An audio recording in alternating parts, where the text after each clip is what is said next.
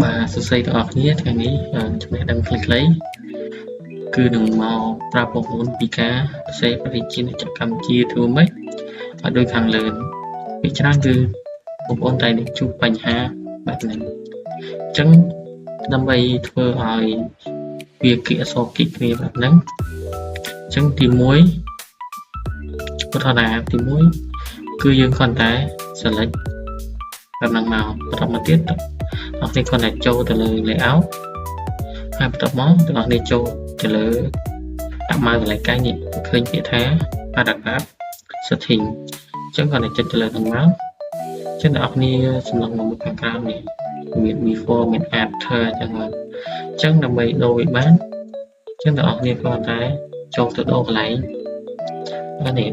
line spacing អញ្ចឹងវាមានជម្រើសច្រើននៅលើនេះអញ្ចឹងខ្ញុំគាត់តែយកទៅលើ single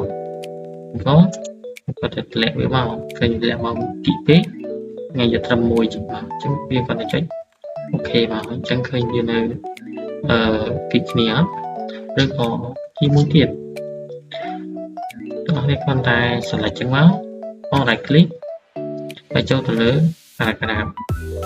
នេះហើយបន្តមកចុចទៅលើsingle ដូចគ្នាមកហើយយើងអាចថយបន្ថែមនេះដាក់មួយអញ្ចឹងទៅយើងចង់មកបណ្ណាដាក់ហ្នឹងមកចុចអូខេឃើញអញ្ចឹងនឹងឃើញអក្សរហ្នឹងវានៅទីគ្នាបែបហ្នឹងណាចំណេះដឹងខ្លីៗមានតែប៉ុណ្្នឹងទេសូមអរគុណ